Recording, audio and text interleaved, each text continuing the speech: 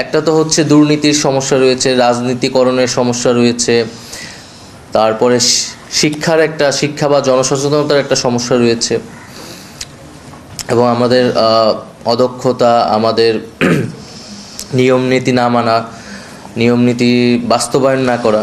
তো এই বহুমাত্রিক সমস্যা রয়েছে, ফলে এটা সমাধানটাও এই কারণে কিছুটা চ্যালেঞ্জ, কারণ সবগুলো স্টেক হোল্ডারকেই এটাকে এক ধরনের ঐক্যমতে আমাদের নিয়ে আসতে হবে, এবং সেটা একদিকে যেমন নীতিগতভাবে, আরেকদিকে হচ্ছে সেটার একটা রাজনৈতিক চাপও থাকতে হবে, কারণ এটা করাটা অত সহজ হবে না, কারণ এটার সাথে যেহেতু একটা ব্যাপক সুবিধাভোগী অংশ কিন্তু জড়িত এই দুর্নীতির সাথে, এই নৈরাজ্যের সাথে।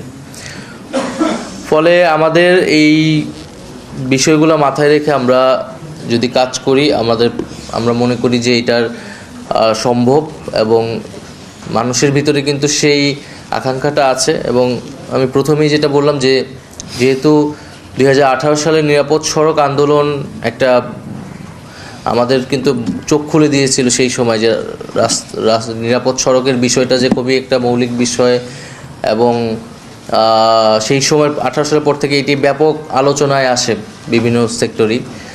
ফলে এবং আমাদের জেনারেশন যেহেতু ওই আন্দোলনের মধ্য দিয়ে তৈরি হয়েছে, তাই কিন্তু এই জেনারেশন এবং সাধারণ মানুষ এবং জুলাই অভ্যুত্থানের পরে মানুষের স্বাভাবিক প্রত্যাশা যে এই বিষয়টির একটা আসলে সমাধান হবে। যদিও আমি যারা সংশ্লিষ্ট আছেন নীতি নির্ধারক পর্যায়ে, তারা ভালো বলতে পারবেন এখানে কতটুকু কাজ আগানো গেল। আমি মনে করি পরিবহন সেক্টরের দুর্নীতিটা বন্ধ হয় নাই। পরিবহন সেক্টরের আগে একদল দুর্নীতির সাথে জড়িত ছিল, এখন অন্য দল দুর্নীতির সাথে জড়িত, বাট দুর্নীতিটা চলমান আছে। ফলে ওই দুর্নীতিটা আমাদের বন্ধ করতে হবে।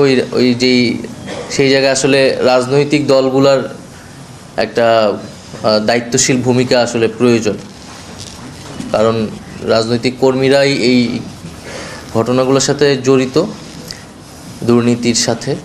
তো সেইটা একটা বিষয়, এবং রোড অ্যাক্সিডেন্টের বিষয়গুলোর প্রতি আরও বেশি সরকার বা নীতি নির্ধারকের জায়গা থেকে আরও বেশি আন্তরিক হওয়া। কারণ দেখা যায় যে আমরা মনে করি যে একজন সাধারণ মানুষ হচ্ছে এটার সবচেয়ে বড় ভুক্তভোগী, পাবলিক ট্রান্সপোর্ট ব্যবহার করতেছে, অ্যাক্সিডেন্টের শিকার হচ্ছে, অ্যাক্সিডেন্ট যারা করে, যে তাদের আসলে বিচার হয় না, তারা কোন ধরনের জবাবদিহিতার আওতায় আসে না, আসলে সাধারণ মানুষের জীবনটাই আসলে যায়।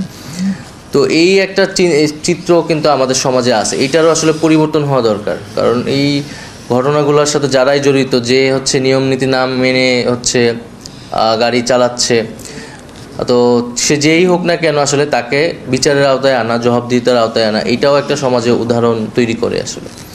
তো আমি এইটুকুই সংক্ষেপে আমার কথা ছিল, যে আমি মনে করি যে এটা কাঠামোগত সংস্কারই প্রয়োজন, এবং একটা সিস্টেম আমাদেরকে ডেভেলপ করতে হবে। রাজনৈতিকভাবে দুর্নীতি এখানে বন্ধ করতে হবে, এবং হচ্ছে যে আমাদের যে ডেভেলপমেন্ট পলিসি, সেই ডেভেলপমেন্ট পলিসিতে মৌলিক পরিবর্তন আনতে হবে এই পুরা সড়কের নিরাপত্তা এবং প্রতিষ্ঠানটা সংস্কার করার জন্য।